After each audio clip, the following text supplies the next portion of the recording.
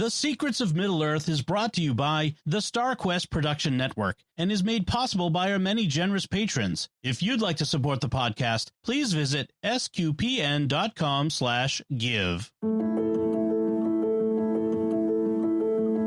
You're listening to The Secrets of Middle-earth, where we discuss the hidden themes and deeper layers found in the works of J.R.R. Tolkien, whether in his writings or in any of the media derived from them. I am Jeff, son of the House of Haecker, and joining me today in the panel are Thomas, son of the House of Salerno, and Patrick, son of the House of Mason. And if you're wondering why I'm talking like that, you'll find out in just a moment. But first, be sure to follow The Secrets of Middle-earth in Apple Podcasts, YouTube Music, Spotify, or any podcast directory or app. And you can find us on social media at facebook.com/StarQuestMedia, or on Twitter, where we are at SQPN, or on Instagram, where we are at StarQuest Network. And don't forget that you can get your own official Secrets of Middle-earth merch, including our awesome t-shirt, at sqpn.com/merch. And it's a great way for you to support the show and show your love for Tolkien and his wonderful world of Middle-earth. All right, so today we thought we would take a pause in our reading of the Silmarillion and do a little bit of recap thus far through the lens of the House of Finwë, Fëanor and Sons. So, class, get ready and let's make the family tree. And wait a minute. If anyone listening out there decides to make a family tree of the House of Finwë, please share it on the Discord. Yes, but also Fëanor and Sons sounds like a landscaping company here on Long Island or something. They'd be like a construction company. Or they'd be jewelers probably. Oh yeah, Fëanor and Sons. Jewelers. Yeah. Fëanor and Sons, 20% off President's Day sale. Valar's Day sale. Yeah, Valar's Day sale. Come on down to Fëanor and Sons. And but yeah, if anyone does want to make a craft of this, please share it on the Discord, and we'll give you a grade on our next episode. So there you go. And then also just to clarify, we are not going to spoil beyond where we've read thus far, which is chapter 18. So we're not with the what? Ooh, there's a lot there. Okay, all right. Well, all right, setting up for another episode. Okay, got it. Right. Well, I figured this can kind of be the recap thus far, and then. Yeah, because if people are reading for the first time, I feel like that would just be an hours long podcast. So maybe we'll do a part 2 after we read the Silmarillion. Where are they now? Do an 80s style montage. That's right. Or it's like the revival of one of those old sitcoms or something. You know, like when they brought the Brady Bunch back or something. Like, you know. Yeah. But before we get to the House of Finwë, the only news item I saw was that War of the Rohirrim is set to stream on Max on February 28th, so about 2 weeks at the time of this recording, a little bit more than 2 weeks. That's about the only thing I saw. Any other news or anything we need to go over before we get into the House of Finwë? Not that I know about. All right. So yes, just like I said, this will just kind of be a recap thus far, and so we're going to go back all the way to Finwë, who is the first king of the Noldor, and he was taken as an ambassador once the Valar found the elves after they had awakened. He was taken as an ambassador to Aman by the Valar Orome, and he then returned and led his people to Valinor. And he also married Miriel, who died after her labor with Fëanor, because as you may remember, Fëanor was birthing him was so difficult that it took the spirit out of her, basically. And that's important for later events because it causes like the big split in the House of Finwë between sort of the Fëanor branch and then the other brothers. Right. Yeah. Because she, and this is at a time when there wasn't war, there wasn't, elves didn't die really, like they just didn't die, and she died just from the labor of how intense it was. And then of course Finwë did remarry after her death, which is also kind of a little bit of controversy because elves also typically do not remarry. So one, they don't often die unless in battle, which that hasn't really happened yet in the story. And then Finwë does remarry though, which is like controversial, like I said, and he did have 4 more sons, including Fingolfin, who we'll talk about a little bit later toward the end of this. So that's kind of Finwë's background. I don't know if anyone had anything else to say on him before we jump to we'll talk about him, what happens with him after we kind of talk about Fëanor. But yeah, anything else specifically on the background of Finwë? Well, so Finwë is one of the first to go over to Valinor, right? And along with the leader of the of course their name suddenly escapes me, but the High Elves. Oh, the Vanyar, right? The Vanyar. It's Ingwe, Finwë, and Olwe, but then no, right? Because Olwe replaces Elwë, yeah. Because Elwë is Thingol, and he kind of wanders off. So. Right, because Thingol goes over, and I think I've touched on this before, but they all sort of represent a different version of like going to heaven or being in heaven, right? The Vanyar are sort of the basking in the glory of God. The Teleri are sort of the Beach Boys' Endless Summer, which is, Thingol just does that again with Melian, effectively. 1,000 years staring at her in the woods and then making a realm there. But you have the Noldor as sort of like the doing things, like what is heaven like if I decide to go, conquer a planet or build a mountain or, whatever. And so I like that breakdown between the 3 of them. And I think what we see with Finwë sons are sort of like, if we put love into action. So if we talk about heaven in terms of being with God and God is love, then what does that look like, in those there are 3 phases of, basking in God's glory versus, hanging out on the beach with God versus, doing stuff. And I think that is sort of Finwë's line is sort of an expression of the various ways the loves can play out. I do think, and I don't know if this is true or not because I haven't read all of his letters, but I feel like Finwë's first wife, I'm gonna make sure I get her name right here, Muriel, right? Muriel. Yeah. Muriel. Yes. I feel like her death is an attempt at Tolkien to grapple with the concept of like what we would call in the modern era as postpartum depression, which was probably not well understood in a lot of ways in that time frame, because you have sort of this crossover 200 years where we go from like the middle age notion of medicine and how things work and sort of common practices, and then modern medicine and sort of the really muddy ground that happens in between the two. And I feel like Tolkien's kind of in the midst of that, and I think this is him. I feel like he probably witnessed something very similar to this, possibly on several occasions, and was trying to come to grips with it, and then put it into literary form, because that's, I think, how a lot of writers deal with their emotions. He might be trying to, at least in part, grapple with the untimely death of his mother. Mm-hmm. Yeah, when him and his brother were very young, and she just sort of fades away. She was in ill health, and her family disowned her after her conversion to the Catholic Church. And, that didn't, and as a single mother also, it just didn't, there was so much burden on her that, like her health collapsed essentially. And so he might, at least in part, be trying to deal with that. Yeah, I think that's what I was about to say too.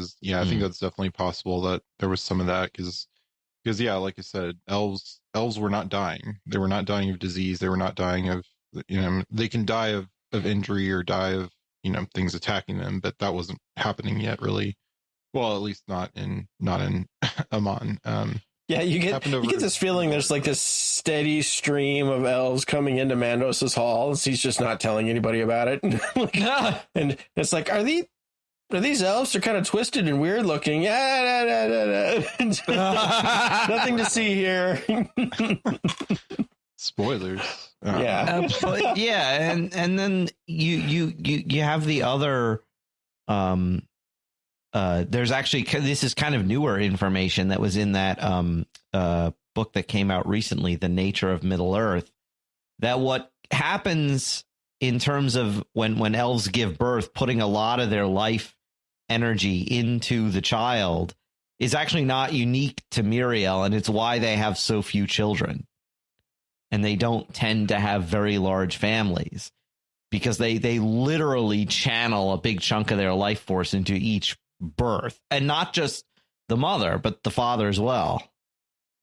It's kind of a cooperative thing. Unless you're Fëanor and you have 7 sons.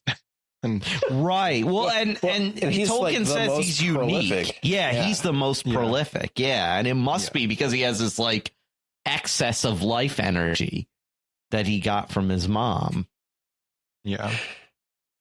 You just wonder about those conversations after like the 5th kid. Like, we gotta stop now. It's like, no, let's keep going. I've got to have my little. He's trying to get his own baseball team or whatever to play. Yeah, stuck somewhere between basketball team and football team. Yeah, right. Yeah, we could move on. If nothing else on Finwë, we could move on to Fëanor. And I thought it's worth mentioning or reminding that his name means Spirit of Fire. So that's which will come into play when he dies. But he had 7, as we were saying, he had 7 sons, which were Maedhros, Maglor, Celegorm, Caranthir, Curufin, Amrod, and Amros. So there'll be a test later. Yeah. Well, at least they're not all F names. At least he diverts from that. He varies it up. He went for C. Yeah. He went for C because he had more sons with that name, with that letter. But but he was kind of the mightiest of the Noldor, and as we know, he crafted the Silmarils, which Morgoth, or I guess he was Melkor at the time, was unchained and was kind of free to wander through Aman and Valinor, and he coveted these Silmarils, these jewels that Fëanor crafted, and started kind of spreading rumors about Fëanor, and it almost led to a fight with his half brother Fingolfin. I wanted to touch on the 7 sons thing for a second, because 2 things come to mind. One, in biblical numerology, 7 is completeness. It's wholeness, because there are 6 days of creation. So, and on the 7th day, God rested. So it's like, so I wonder, is that, making its way into the fact why Fëanor has specifically 7 sons? And also, isn't it like that old, sort of folk belief of the 7th son of a 7th son is like magical somehow? Yeah, something like that. So in folklore and mythology, having 7 sons can be significant. Yeah. Well, and I think, Fëanor marries, let's see if Ne'er-Danel. Did I get that right? Ne'er-Danel? Ne'er-do-well? So. No. Wait a minute. Oh, no. Yeah, because the family tree at the back of my copy of the Silmarillion doesn't say the name of his spouse. Oh, that's irritating. That's terrible. Yeah. So, it's interesting because Finwë and Muriel are both Noldor, and Ne'er-do-well is also a Noldor, right? And so this is a full-blown Noldorian line. She is, if I remember correctly, son of another of Aule's kind of, master smiths or whatever. And so, proteges, I have to feel like this was something, Fëanor probably picked up while he was, in tutelage, and probably fell in love with her. And she was also very willful. And I think the split between the sons of Fëanor and the sons of the rest of Finwë's sons, because Finwë's second wife is a Vanyar, and I think there is a large split there. And I think Fëanor's kind of family line sort of embodies, the sort of passion, that version of love. The Greek word, I guess, would be eros, but us being English, we took that and like limited it to one like mighty tiny little thing. But really, what it means is passionate. And you can be passionate about anything. Like you can be passionate about cooking, about building Legos, about reading, about podcasting, podcasting, making jewels, making war. And so I think generally speaking, Fëanor sort of encompasses that, which I think speaks to not necessarily the completeness of the number 7, but the holy cow, he is the most prolific elf. that part of it. And it also says his mother sort of tempered him with wisdom, not so much Fëanor, but into her sons. And you see that in various degrees. But I think it's interesting to me how important the matrilineage is to what happens as the story unfolds. It was interesting too, Pat, that you mentioned that like he's got like this passionate, fire in him, because the Latin root of passionate or passion is the word for suffering. And Fëanor and his sons both cause and endure much suffering for their art. So, yeah.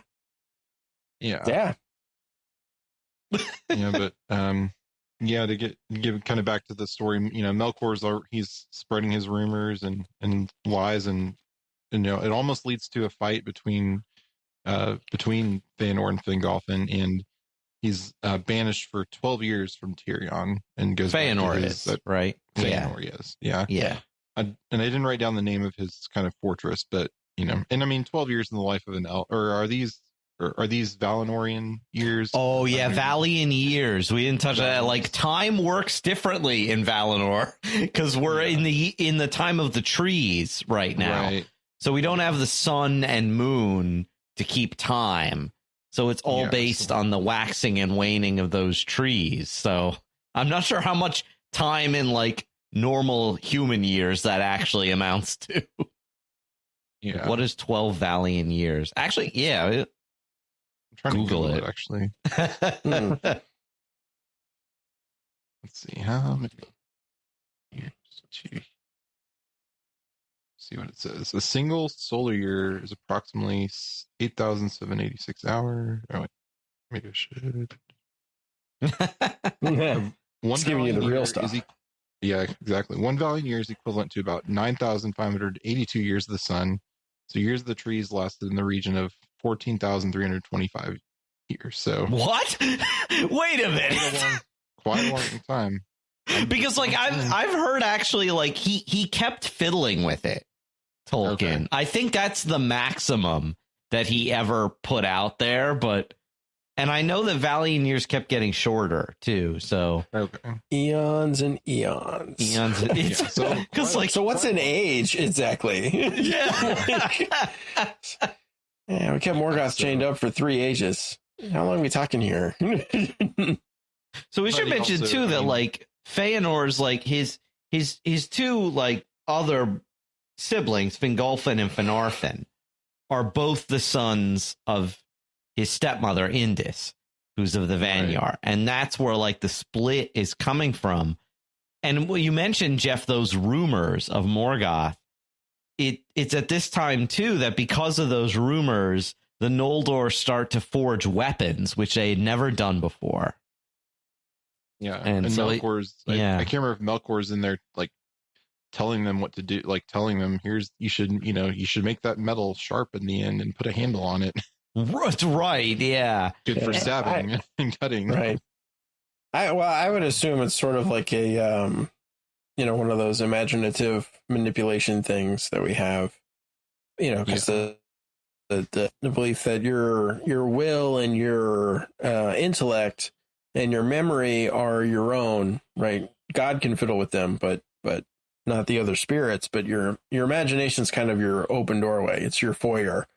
And so the evil spirits can come in. And I kind of assume that's sort of how it is here, where Morgoth and to a lesser extent Sauron can kind of just incept things into your imagination. And then all of a sudden it's like... they would do it during their dreams too, or their kind of waking dreams, because elves... Because I could be wrong. I don't think elves sleep in the way that humans or dwarves do. I think they don't. They kind of have like a lucid dreaming kind of a thing going on, where they're like awake and aware, but not quite fully awake. So yeah. But I kind of I feel like it's got to come. So you start with Orome, right? Who's the hunter, right? And unless Orome's taking stuff down with his bare hands, which sure. Strikes me as more of a Tolkis thing. Yeah. Right. So I kind of figure he's got something. Bows and arrows, spears, knives. You need all that. Like, you don't need bows and arrows necessarily, but you need weapons when you go hunting, and you need the knives and the stuff to cut up, the meat and the aftermath of the hunt and all that. So I kind of figure like all of that stuff is sort of there for Morgoth to build on. It's like, oh, you could make better weapons for hunting, these other animals. And, 14,000 years later, or you could use them on other elves if they get in your way, If they have ships and you want them. Yeah. Yeah. Well, and the way the confrontation between Fëanor and his brother Fingolfin plays out, his half brother, is always very interesting to me because of the way, like, Fingolfin's trying to do the right thing, but it looks to Fëanor like really bad, because Fingolfin goes to complain to their father Finwë about Fëanor's behavior, and then Fëanor shows up and he's like, I knew you'd try to supplant me. So it's like, it's this. And what's interesting is that, Fëanor calls him out for being, a half brother, and puts, draws his sword on him. And Fingolfin just decides that discretion is the better part of valor. And he doesn't even respond to Fëanor's accusations. And he doesn't, draw his own sword. He just walks away. I didn't think he was armed. I thought Fingolfin may have not been armed either, right? Yeah. Fëanor just shows up fully armed and armor, and everybody's like, okay. What's going on, Fëanor? Everything okay, man? Take it easy, man. But yeah, and then I believe Finwë too goes and kind of accepts the banishment with Fëanor. Like he also leaves and goes to his own, keep or whatever. And it's such a weird. It's not a weird. It strikes me as a strange dynamic between Fëanor and Finwë, because it says, I think, that Fëanor's sort of devotion to his father is one of his best attributes, and you have that kind of reciprocal devotion. And then I think Finwë recognizes that, like, this is, as far as like reuniting with Muriel after the, going to the halls of Bandos and what that's going to look like, because I don't know what that's going to look like. Because unlike humans who after death we are not given in marriage or given in marriage, I don't know how it works for the elves.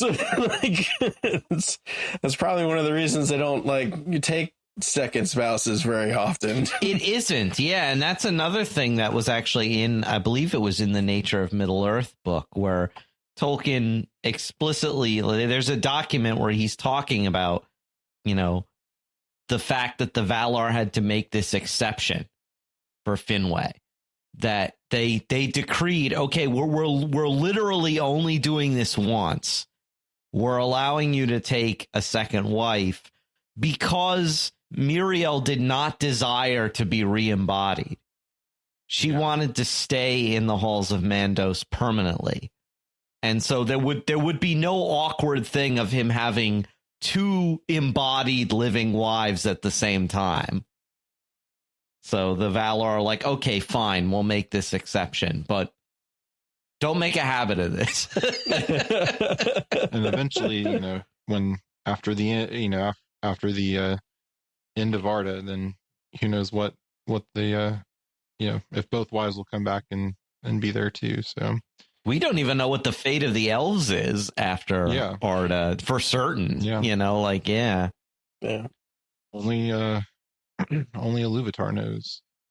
Then while they're, eventually the Valar kind of say, okay, it's been long enough. And they decide to have a feast among the trees, and they invite Fëanor to come back. They lift the banishment.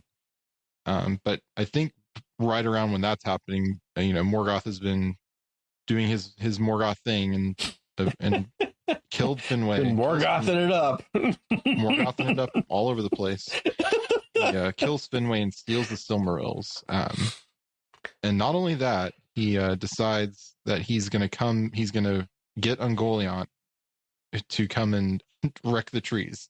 So it's like, you can't, I guess he's just jealous he doesn't want anyone to covet the light the Silmarils have, which the Silmarils have the light of the trees. So if they get rid of the trees, then, these lights are all that's left, and he's going to take his ball and go home. Or you can't make any more Silmarils if you've killed the trees. Right. So right.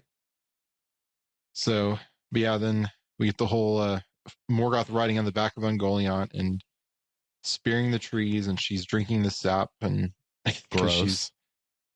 She's so hungry, so ravenous that she's creating unlight when she eats the light of the trees. Oh, we should mention too that before any of that, Fëanor is reconciled with Fingolfin, at least in word. Maybe he didn't particularly feel like he was reconciled, but he says in the presence of the Valar that it's forgiven, and Fingolfin says he's going to support his brother and whatever happens, and then look, their father is dead, and they have oath of vengeance. Yeah, basically oath.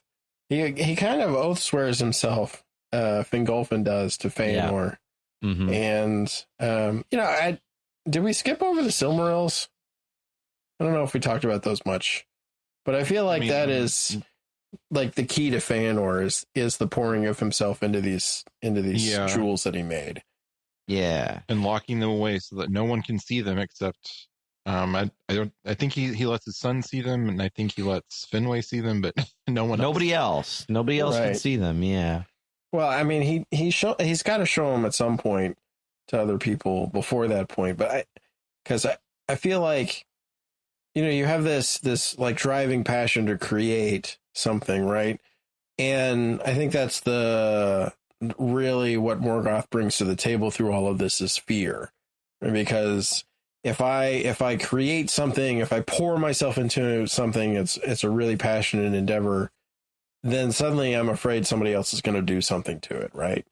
They're going to tear it down, they're going to break it, they're going to steal it, and even if that's never happened in Valinor, nobody's Godzillaing their way through cities, or it's not like here in Middle Earth where just stuff happens to my stuff, and we have the Saint Mother Teresa prayer, even though all your stuff is gonna come to ruin, do it anyways, because you're doing it for the good of people, and that's the important part.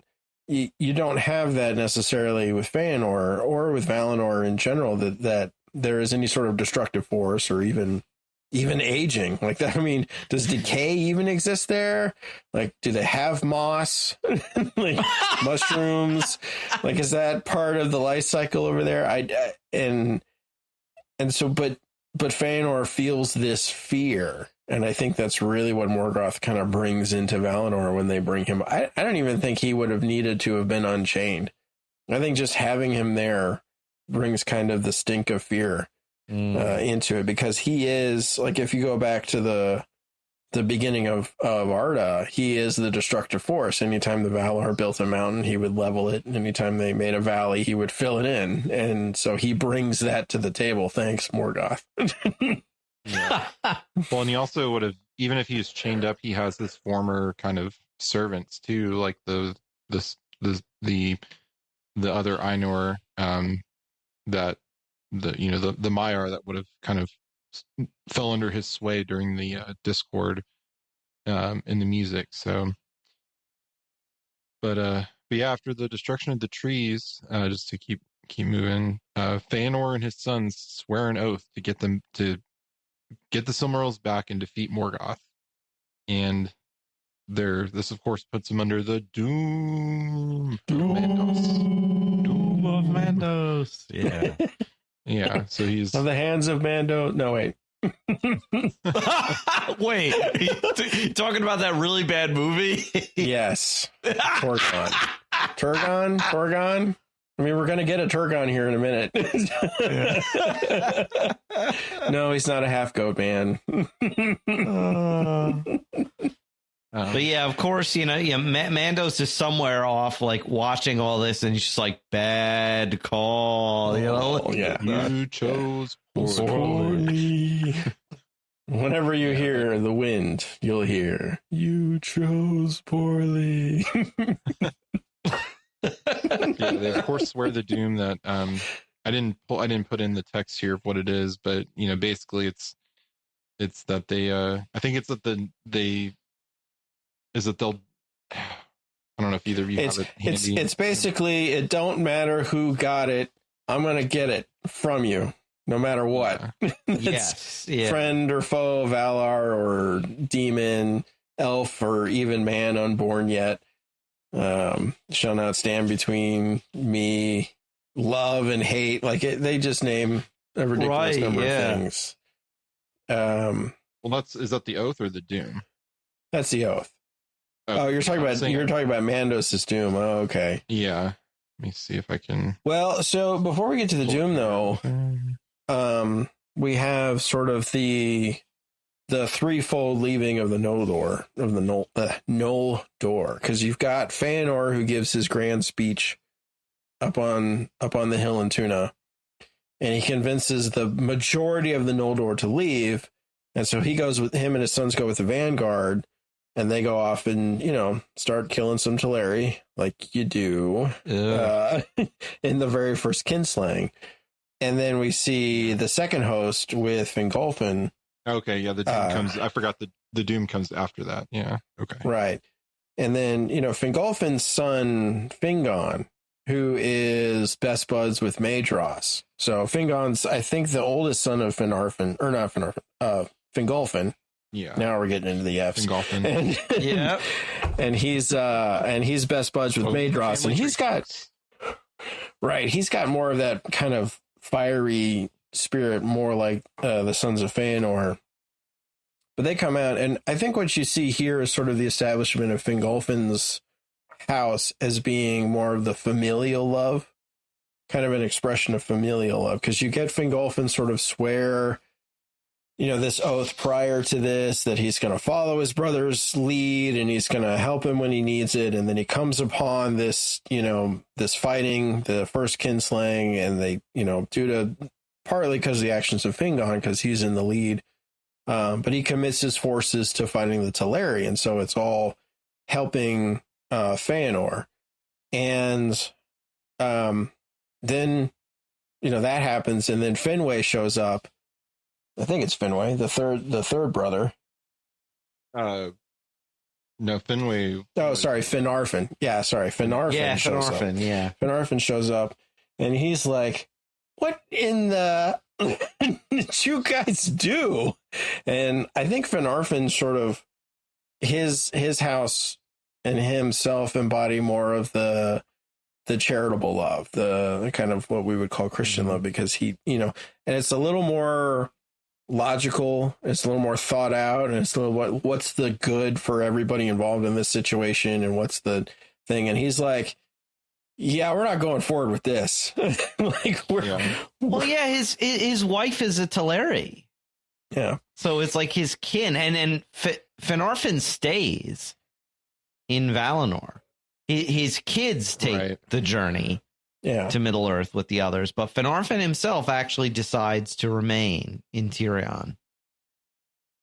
Right. Yeah.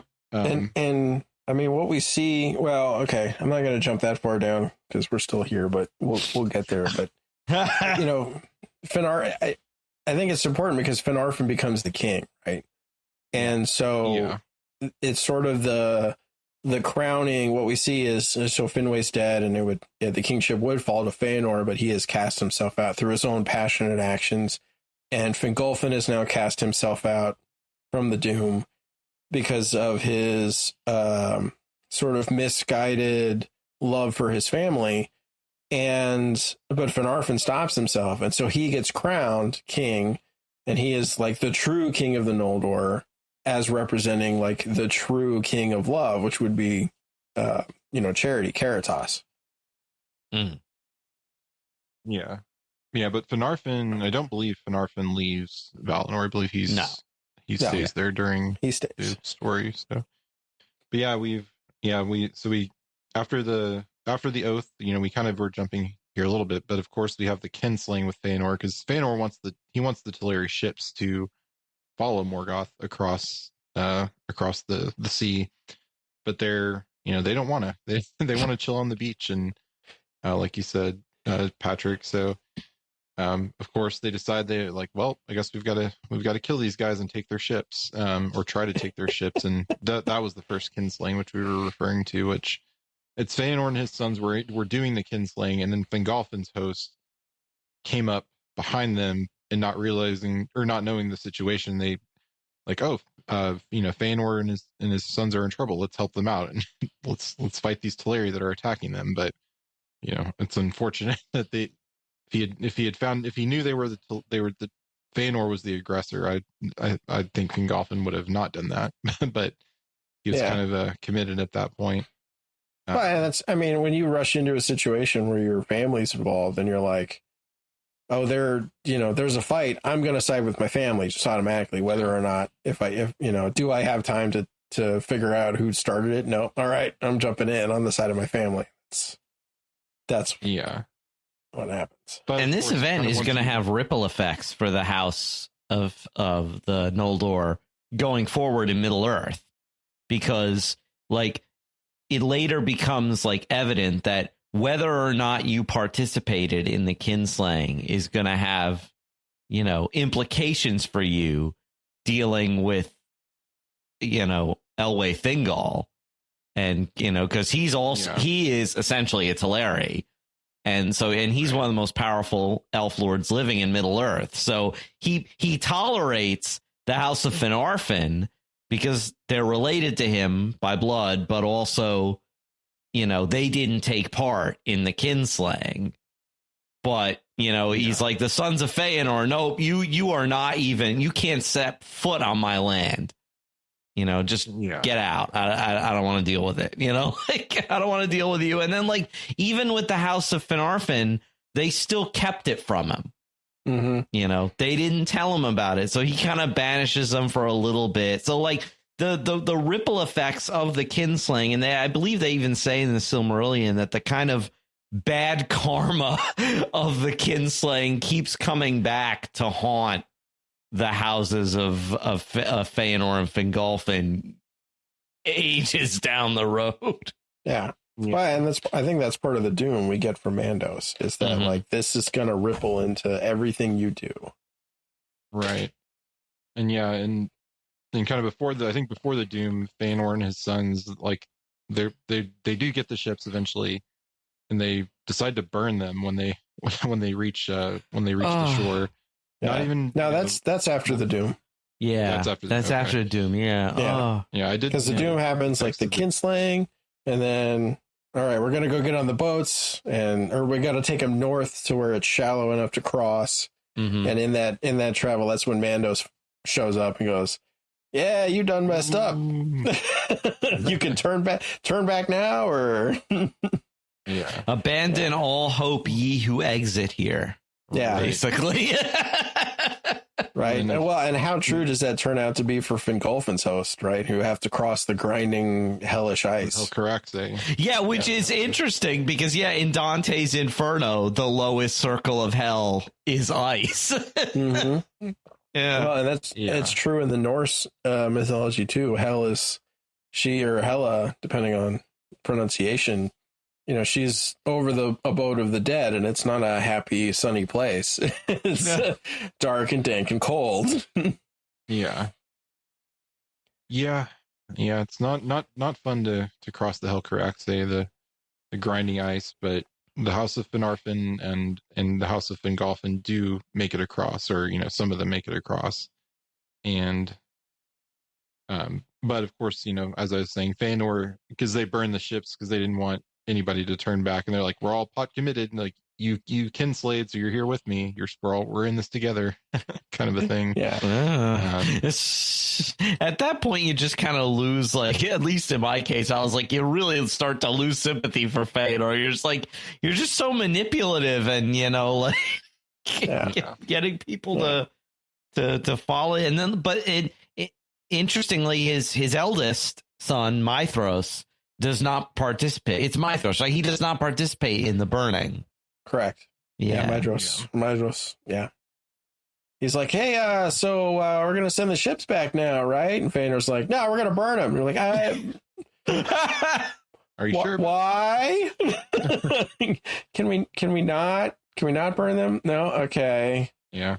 I'm going to stand over here. It's that spirit of fire Fëanor has, just can't help himself. And I think it's part of the doom, is like, once he's under the doom, he's just going to make every bad decision possible. But yeah, and then kind of the last part I have in here on Fëanor is he and a small group, at this point they're starting to, I guess, fight against the forces of Morgoth that are in place in Beleriand and Middle Earth, and he tries to attack Angband, but he took mortal wounds from a force of Balrog and orcs, and he died, and his spirit was so fiery that his body just burns to ash right there. I like that. Spontaneously combusts. Like he at his death, he can tell that there's no winning this thing, right? Like he gets that as a vision, and he doesn't relay that to his sons. He tells them, fight on and avenge my death. And it's like, you way to double down on this stupid thing. You've triple down, quadruple down, I guess. Yeah. So kid slaying was double down. Burning the ships, triple down. And that's where you start to get the Norse. Yeah.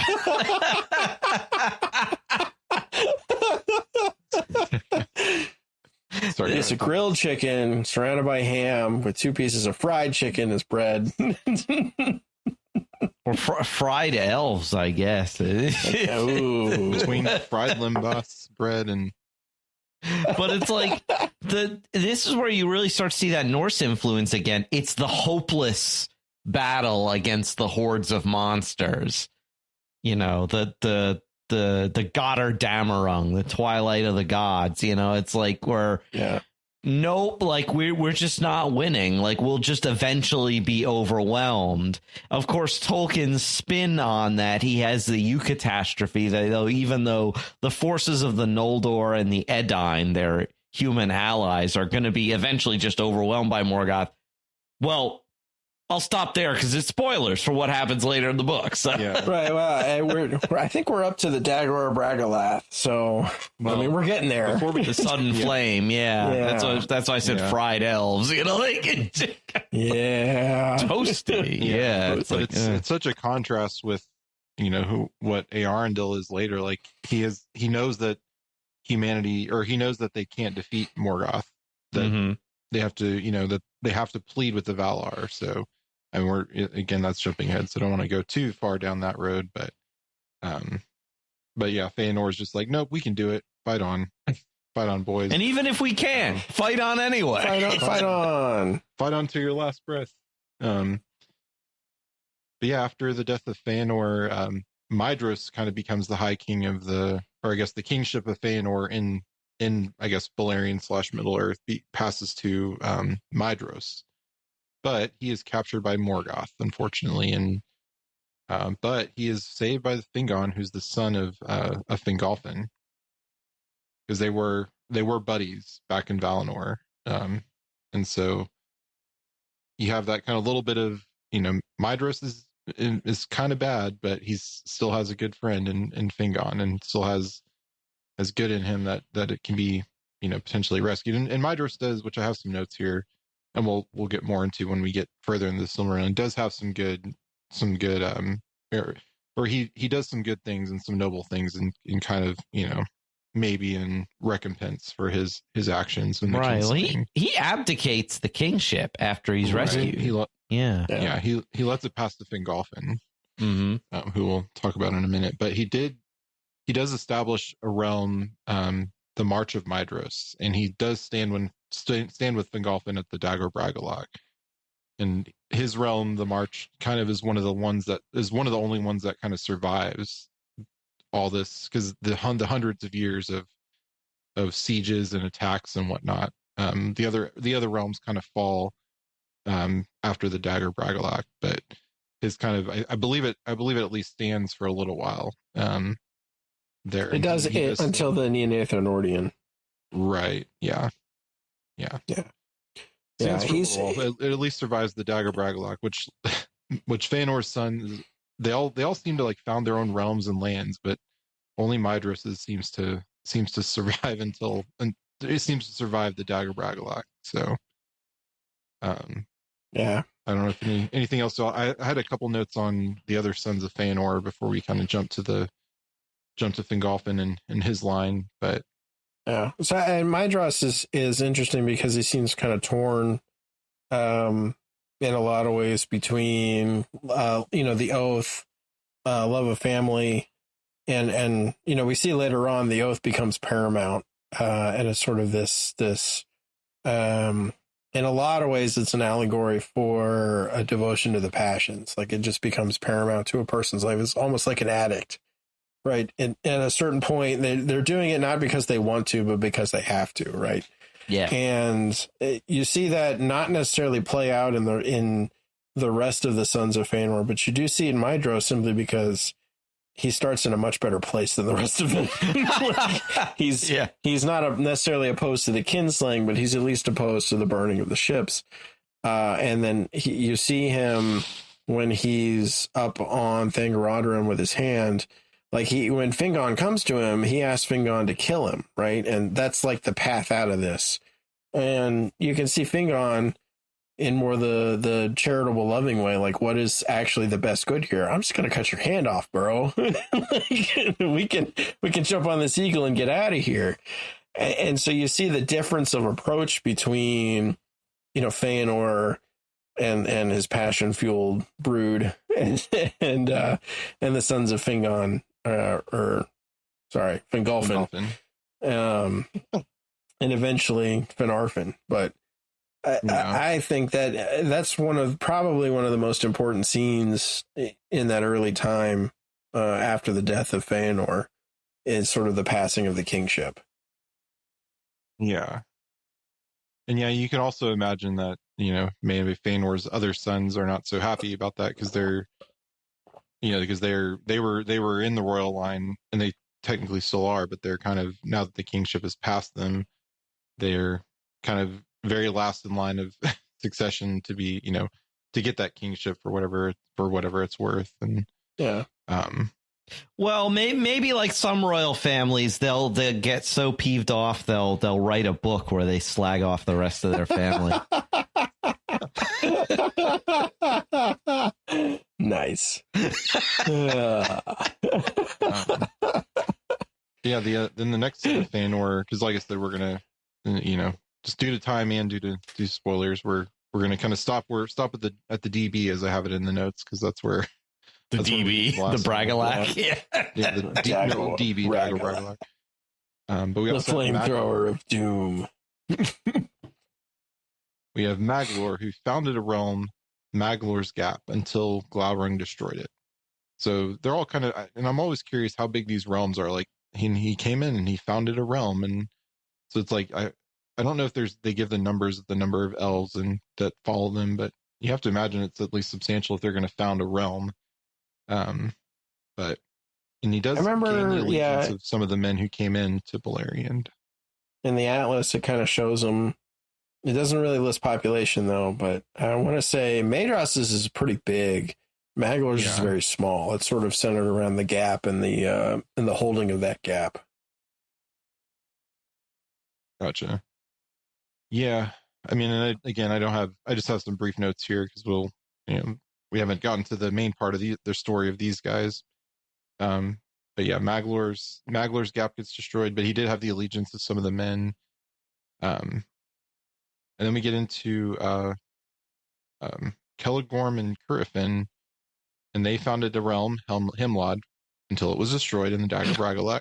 And eventually they did go and settle in Nargothrond, which is Finrod's realm. Finrod, my guy. Who I'll more on that in a minute. Next week or next time we record. Yep. But Celegorm did bring the dog Huan from Valinor, so Huan will become very important in the next section of our discussion. Huan the talking dog. Talks 3 times. Yep.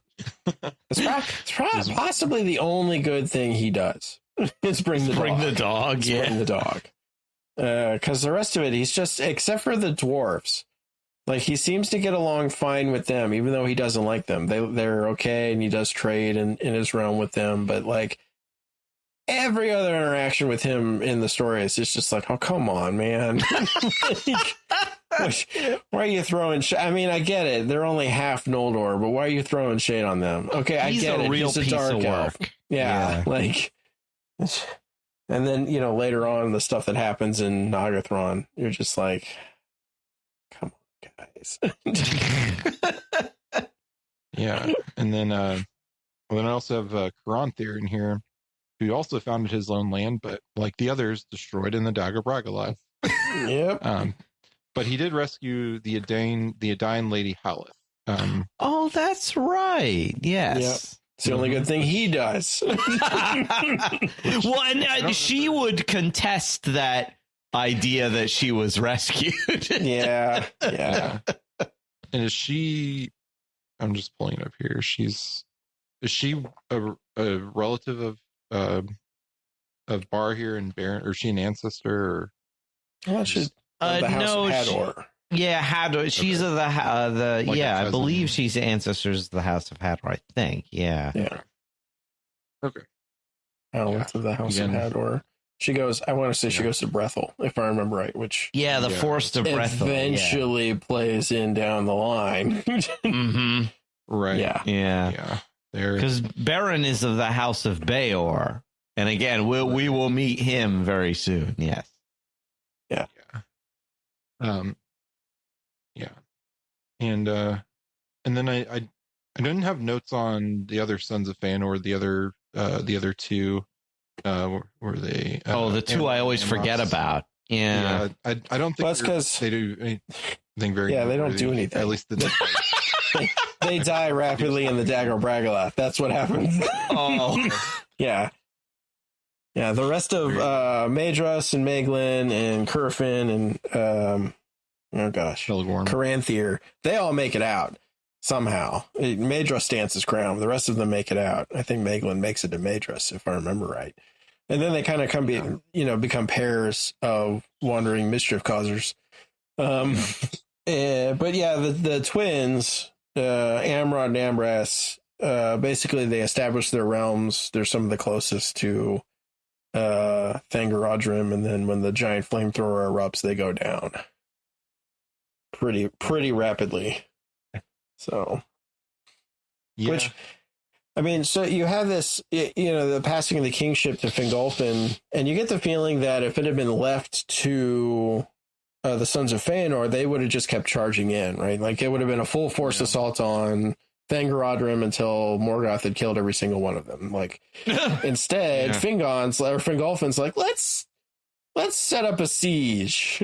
let's set up some fortresses. Let's hang out at this lake. Let's get our feet under us and set things up. And so, the whole reason you have this 500 years or so of the Siege of Angband and this nicety that happens in Beleriand because of that, someday you'll have to say thank you, Thingol, is because Fingolfin gets the crown, and his primary motivation is duty to family, which is why I think he goes, nuts after the Dagger Bragalath, and he's like, all right, I'm gonna go try, I'm gonna go try and take down Morgoth myself, because he sees the utter wasting of so much of his family. Yeah, the hopelessness, and just out of needing just to end it, or to do anything he can to end it, he goes and fights the duel with Morgoth, which we talked about a lot last time. So don't have a lot of notes here just because we just read that chapter and went into the details of it. But yeah, after he dies, the kingship kind of does pass to Fingon. F names, seriously. Today's episode is brought to you by the letter F. Exactly. And the letter C. Yeah. But there's not too much on Fingon yet in the thus far in the story, and honestly I've forgotten exactly what happens with him. So he basically is the de facto leader coming up in the Neonathenordian, and more or less throws the other two houses forces in with Maedhros in the League of Maedhros. But he doesn't do a whole lot. Most of the focus is on his brother Turgon, who set up, the hidden city of Gondolin. And is at this point, at the point in the story we've reached, he has come to the determination that there's no way we're going to win this on our own, and we got to send off for the Valar. And so he started that process. Changes his mind later, but we'll get there. So, and I think the other piece of it is or the other folks we got running around. So Finarfin doesn't come, right? He stays over in Valinor and takes the kingship there. But you have Finrod, Angrod, Agnor, and Galadriel. Right. And Finrod's my guy, as I've said. It's one of my favorites. So he, of course, founds his realm of Nargothrond, which is the caves, and he becomes a friend of the dwarves because of he's named Finrod Felagund, which the Felagund means hewer of caves by the dwarves. So, and he is, of course, one of the first Noldor to meet men and teach them. And again, as we talked about last time in the Dagger Bragalac, he was about to be die, but Barhir's men were able to reach him and basically like surround him and lead him out, and this led to kind of an everlasting oath of friendship between Finrod and the heirs of the House of Barhir. His ring becomes an heirloom that Aragorn that is passed all the way down to Aragorn. So like that power of that relationship leads to some huge things that happen. So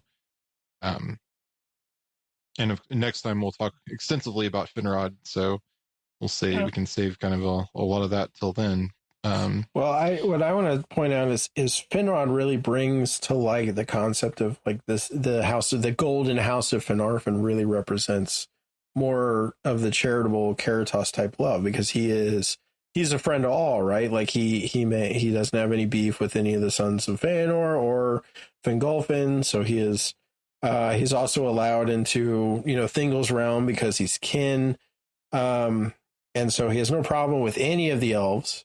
And then he also befriends the dwarves, and he's also one of the first men they meet, and he meets them through dream and song, and so it's just this very loving sort of way that he has that seems to bring people around him. And we see that very distinctly play out in Beren and Luthien, the story we have coming up, and I won't spoil it, but he kind of plays the epitome of that part of what does Caritas love look like, in this elven tree structure we've got here. And so that he's one of the main, I think, pointers to the House of Finarfin really being that sort of embodiment of that kind of love, because the elves are supposed to be not just creatures of matter and spirit like we are, but a little more on the spiritual side, a little more in that sort of mental spirit realm. And so there are I think they do typically in Tolkien's writing embody ideas a lot more than the men do. Which is why Galadriel is so painful in Rings of Power. It's because she is from the Golden House of Finarfin, and yet she acts like Fëanor. She acts like she's one of Fëanor's kids. Although I will say that one of my favorite geek out moments from season 1 was when she says, "I am Galadriel of the Noldor, daughter of the Golden House of Finarfin." I was like, yes, they reference that. Yeah. Her lineage. Yeah. I was like, that's awesome. But besides that, like, she doesn't act like she's from the Golden House of Finarfin in that. Yeah. Well, I do have Galadriel on here, and but before there, I believe Finrod did not swear the oath of Fëanor or participate in the kinslaying. I don't believe he did either. So, just being the best guy. So, yeah. But I do have Galadriel on here. So and she's kind of the last one, because we've kind of reached the story thus far. So we've kind of recapped it through the House of Finwë here. But Galadriel, she lived in Doriath at this time, and eventually marries Celeborn. And depending on what source you're pulling from, she was a warrior princess in the Second Age and had a daughter. I'm out. See you guys later. A daughter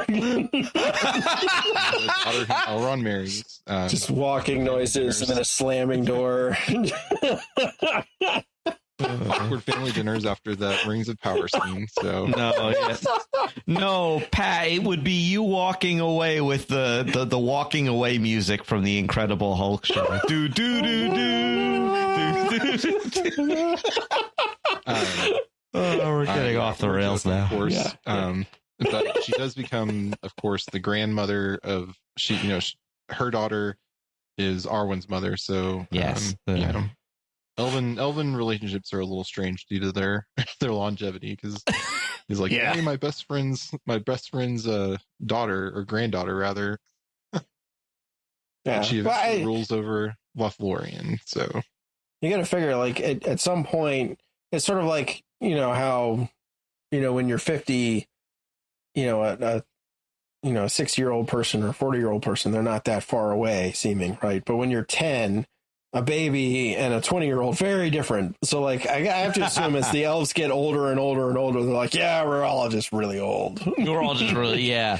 The interesting thing about her living in Doriath was that she learns the creation of Lembas from Melian. Yeah. And she has things to say against some of these people, I think. Yeah. Or would have. I don't know that she's met. She of course knew them because they're family, but she was unfriends with Fëanor. Like Fëanor sent a friend request, and she denied it, deleted it. Well, yeah. That's interesting, because like Fingon and Galadriel, they're both all gung-ho about going to Middle Earth, but they're not gung-ho about Fëanor. They're like, yes, we too want to go to Middle Earth, but this guy's a little nuts, so we're going to keep our distance. If he asks you to swear an oath, don't do it. Don't do it. Don't do it. And then if she of course becomes kind of one of the biggest, figures of the Second and Third Age, and throughout the Third Age helps the free peoples, and including maybe saving Gandalf in a battle against the Necromancer. So I had to get. You mean maybe that definitely happened? It's like how you can Mario jump on barrels rolling down a stream. I mean, come on, that's just parkour. All right, so we made the contractual reference. So for our checks in the mail for that. Yes. I'm cautiously optimistic about that. You're welcome, everybody. Bingo. There we go. Pat wins. You're wrong, but I think she's one of the last. Is Celeborn? Is he a Noldor as well, or is he a? No, he's Teleri. He's a Slayer. Okay. Yeah, he's related to Thingol somehow. Yeah. Oh, sorry. Okay. Celebrimbor is an Noldor. Right, because he's Fin's son. Yeah. Didn't even bring up Celebrimbor. Yeah. Yeah. Celebrimbor, who will be the greatest smith since Fëanor, is his grandson. Yeah. Who, like, depending on which source you're taking from, was either, caught in this weird time loop by Sauron, or became a wraith later, so that he could be the character who, like, annoys you and tempts you in a popular video game. So nice. Yeah. I feel like Círdan is basically in the embodiment of Mandos in Middle Earth. He's like the guy everybody comes to at the end, and if they come to for advice, and he's super old, has a beard, but doesn't talk much. Yeah. But yeah, just back to Galadriel for a second. I think she's one of the last, if not the last, Noldoran elf to sail home, because I think part of the doom was that they couldn't come back, right? Or was that part of the oath that they couldn't go back to Valinor until the certain things. Yeah, so it was part of the doom. Part of the doom. Okay. Yeah, and then Galadriel, like she says in the Lord of the Rings, that she's permitted to go back after she rejects the ring. She rejects that power she would have wanted. Okay. Over people and realms and stuff when she initially made the decision to leave Valinor. And now she's put all that behind her. And so she's kind of, by rejecting the ring, I feel like she's kind of spiritually healed enough to return, basically. Right. Yeah. It's sort of like you can't get to heaven if you're holding on to all that stuff. Mm-hmm. You've got to drop it, and if you don't drop it in life, then guess where you're going after death. It's not going to be. You're not taking the escalator straight to heaven. You got to take the stairs. You're gonna have to drop all that stuff on the way up. I feel like that is kind of like you get back to Valinor when you drop all that stuff. You can get on the boat then. Yeah. I feel like they have like the chains on them, like Marley from Christmas. Marley. Oh yeah. Marley and oh yeah. The Muppets, the Muppets. Christmas Carol. Yeah. Yes. But yeah, chains. I think that kind of leads us to the end. And yeah, I mean, I didn't talk. I didn't go into grandchildren of the sons of the house, because I mean, if you start doing that, I don't know how in depth you get. Well, we'll do that like next year after we get far enough in the Silmarillion to get there. Yeah, but of course we've talked about. Well, no, we haven't talked about Celebrimbor. So yeah, we've talked about a version of him. So yeah, not the canonical version, one might say, but yeah. But yeah, I think that kind of gets us to where that brings us to the state of the House of Finwë, where we are in the book. So next time we'll pick up the story and learn see what happens to some of these people. Who may or may not be with us anymore. So, but before we do have a little bit of feedback before we get there.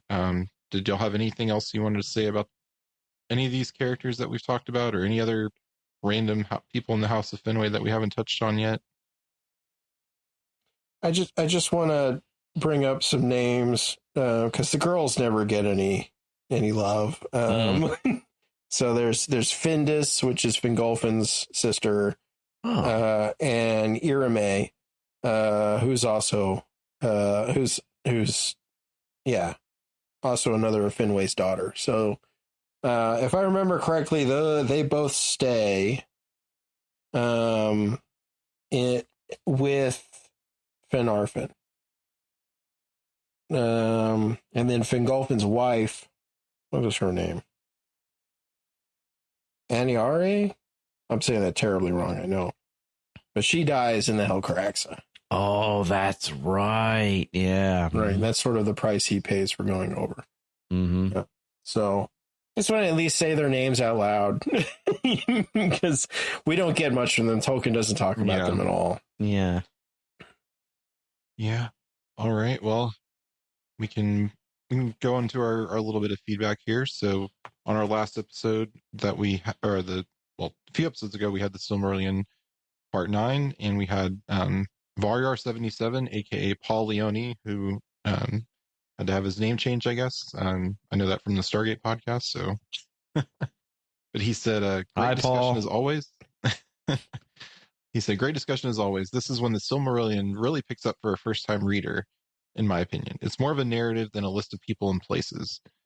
Also, the Middle Earth depiction of the fall is in Morgoth's Ring. It's an appendix of the Atharbeth Finrod Andreth itself, very much worth a look, especially from a Catholic perspective." So, yeah, have to check that out. I've not read that myself. So, and then, and yeah, I would agree. I think we're getting, once you get into like the stage has been set, and now we're watching the everything play out. So, I think it's pretty much it's a pretty hefty ride from now on. I think lots of adventure, lots of death and tears and heartbreak and everything else. So, yep, more death.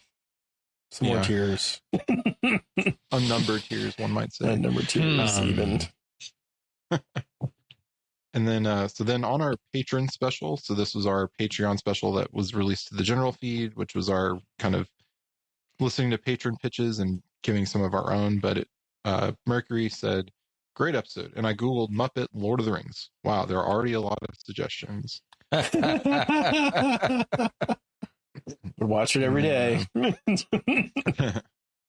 then Dan Foley, I believe this was from this was an email. He says, "The only real answer," and he's talking about his pitch or what he would like to see adapted here, is Scouring the Shire. I get why it wasn't included in the movies, but I was disappointed the moment Saruman was stabbed at Orthanc. I knew in that moment that my favorite part of Lord of the Rings wasn't making the cut. Of course, that is the main stumbling block to a movie adaptation. It'd take a little rebooting, but other franchises have had bigger changes. This version would focus on the Pete Best of the original Hobbit gang, Fredegar Fatty Bolger. Yes! Yeah, another character that doesn't get enough love. Mm-hmm. Yeah. Yeah. Fredegar. It would start with the four companions entering the Old Forest and Fatty heading back to Crick Hollow. Then it has the rider attack and Fatty raising the Buckland. Then we follow him as he deals with the ruffians and sound whatever he does to find himself locked up, maybe getting caught trying to unredistribute some food or leaf. Other characters would be the Sackville Bagginses, the Cottons, and the Gaffer himself. On the bad guy side, there's Ted Sandyman and the ruffians, and it ends with the Battle of Bywater, and the four companions are in it, of course, but I'd focus on the other folks. And he says, "I'm a patron and a big fan of Jimmy Akin, Mysterious World, and Secrets of Middle-earth, so keep up the great work." Awesome. Yeah, that'd be fun to see. That would be, if they ever do make another Lord of the Rings movie, I hope they, do something with the Scouring, that we could see it actually play out instead of just kind of like flash, forwards that don't end up happening. So.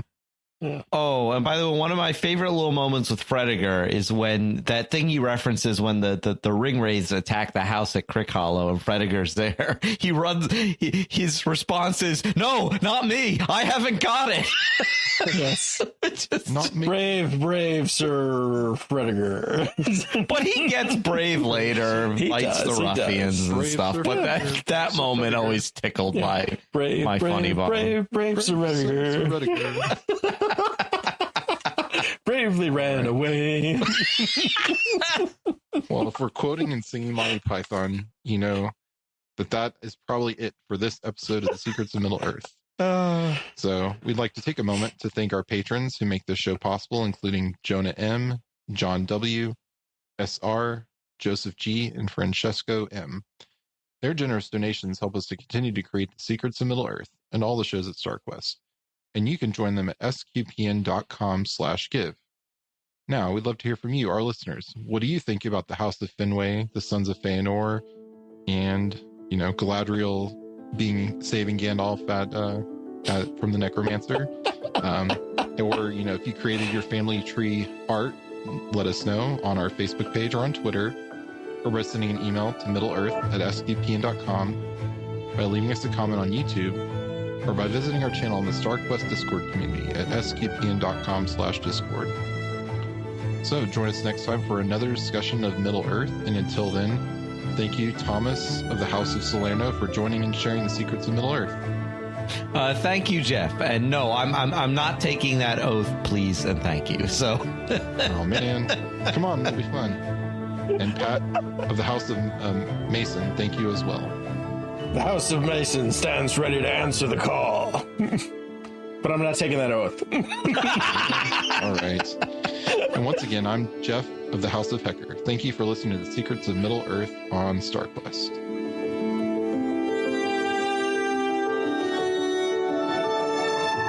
Here's another show on the StarQuest network you're sure to enjoy, The Secrets of Star Trek. Find it wherever fine podcasts are found or at sqpn.com/Star Trek.